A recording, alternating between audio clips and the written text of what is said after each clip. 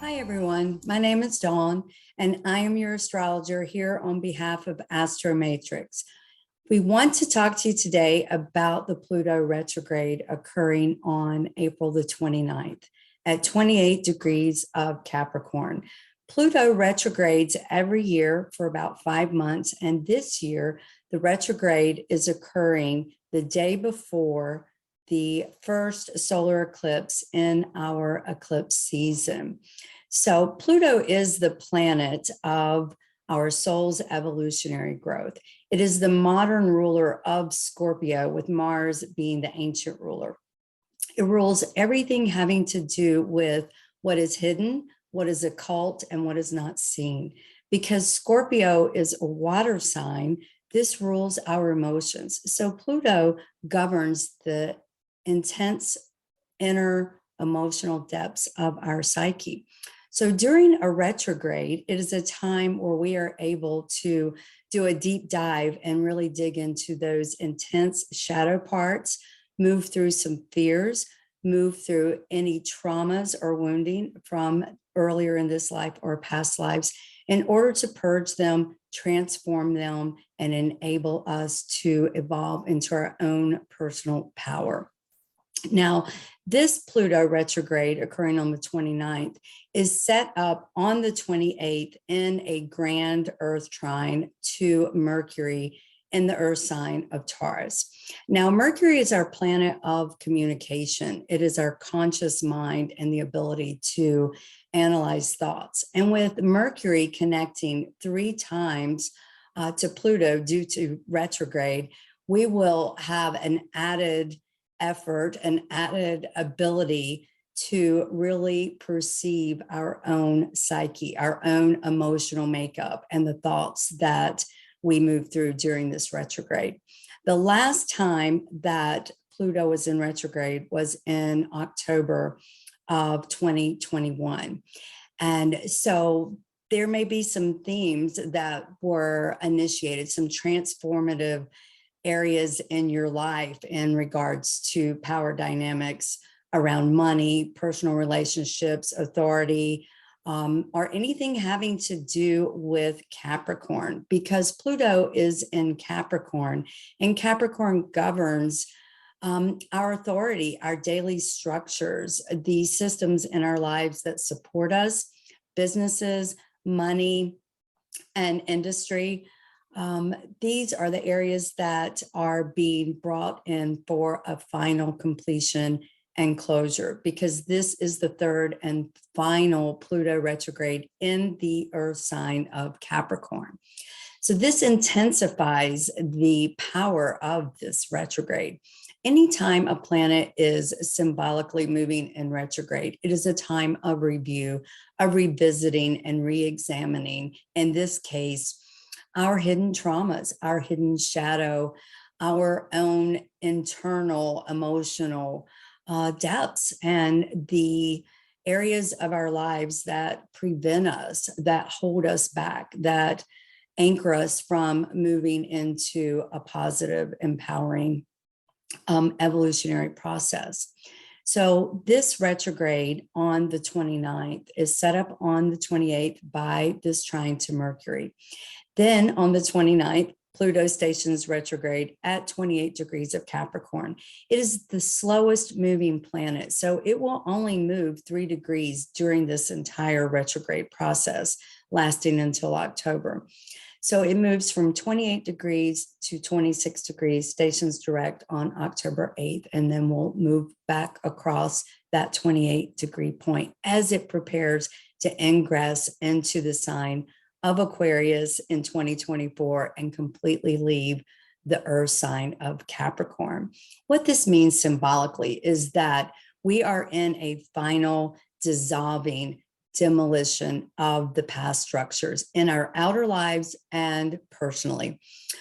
On the 30th, the day after Pluto stations direct, we will have our first eclipse of the eclipse season. Now, the North Node of Destiny, the lunar North Node, is transiting the sign of Taurus, where we have a solar eclipse on the 30th at 10 degrees of Taurus. And during this eclipse, the south node will be opposite the sign of Taurus in Scorpio, the sign that Pluto rules.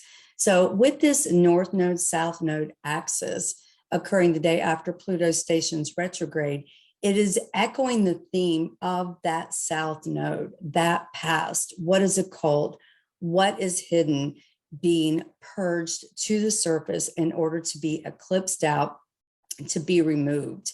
And with this being a solar eclipse, it ushers in some positivity. Even though things are being removed, when you have a solar eclipse, we can clearly see that these are lower vibrational energies that no longer serve us, that are preventing us from operating in a place of fulfillment, in a place of personal power.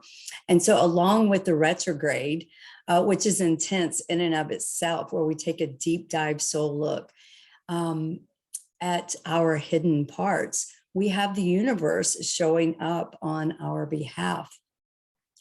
And so this is a time where energetically, we have areas of removal. We have themes and traumas and obstacles removed out of our lives for us in order to allow us to move towards our destiny, to fulfill our potential purpose in this lifetime. And so I believe that eclipse energy, coupled with the already intense vibration of the Pluto retrograde, will really help us to do some completing of cycles that we have been trying to close out for a couple of years. This is the final retrograde in Capricorn. And in this Pluto retrograde, it will move back across that point of the Pluto return for the United States, which also is symbolically signifying so many things outwardly in our world that are transforming. Scorpio and Pluto are the sign and planet of transformation. They rule the 8th house of life, death, and rebirth. So this is a time where we can let the old parts die in order to be reborn in an empowered, positive, soul evolving process. This is the archetypal Phoenix rising from the ashes energy that we are moving through. And it asks us to no longer ignore what has been buried alive and that has not died.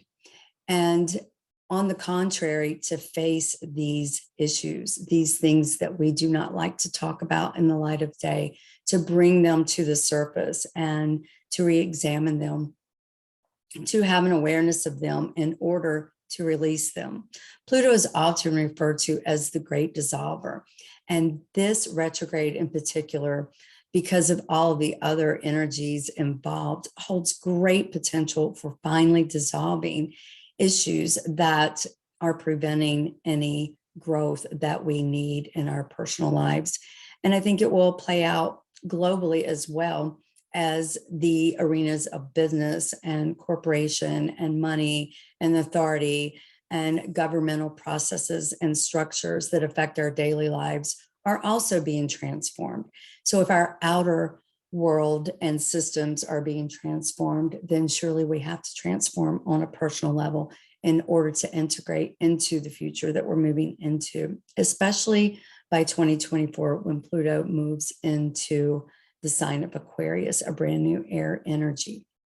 Now, directly after the eclipse on the 30th, we have another important trine from Pluto to the north node of destiny in the sign of Taurus. And this really signifies that in order to step into our future destiny, there is a required death process. There is a letting go here of those things that we've held on to that no longer serve us. As we revisit these areas of our lives, traumas could be triggered, emotional wounds could arise, and it is for the intended purpose of letting them go. Now, in addition to the solar eclipse on the 30th in Taurus, we have a second eclipse on May 16th, which occurs in Scorpio, the sign that Pluto rules. Now, this is a total lunar eclipse. And anything that deals with the lunar processes or the moon deals with emotions. And Scorpio is the sign that governs the depths of our emotional psyche. So on May 16th, we have a full moon lunar eclipse, total eclipse in the sign of Scorpio at 26 degrees. With Pluto in retrograde, the sign that rules Scorpio, we can truly expect any traumas, shadows, grieving, wounds, fears, and emotional processes to be triggered. And this will be an emotionally intense time because of all of the magnified energies of Pluto at play with this retrograde.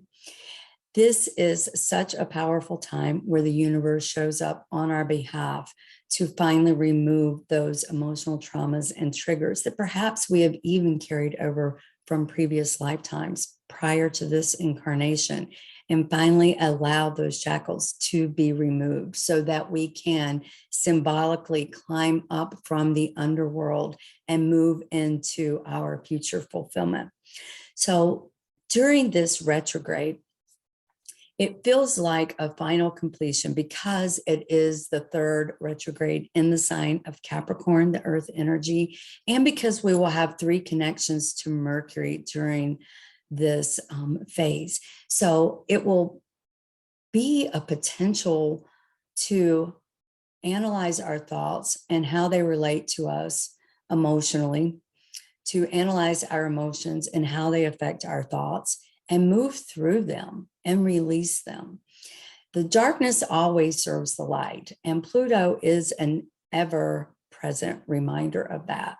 It is everything but spiritual bypassing. It says the only way to move into our personal power is by facing the fears, is by acknowledging the pain. And in fact, there may be somewhat of a grief process during this retrograde phase because of the finality of the cycles, because of the intensity of the energies at play. We could be grieving the parts of ourselves that we have carried for so long that we're willing to let go at this point because we know that they no longer serve us, yet they've become a place of comfortability. Pluto encourages us to become uncomfortable, and that is where our power is found. By moving through those fears, by facing that shadow, and by releasing those emotional attachments to self-defeating energies that occupy our psyche. And through this release process, we are able to transform on a soul level. Pluto is the planet that governs our soul's evolutionary growth. And through this facing of the dark, we are able to step into the light, to step into a future of embracing our potential, our destiny. And it is the most powerful little planet out of all of the planets, in my opinion. And I hope that this gives you some hope and some encouragement to move through some pretty intense times.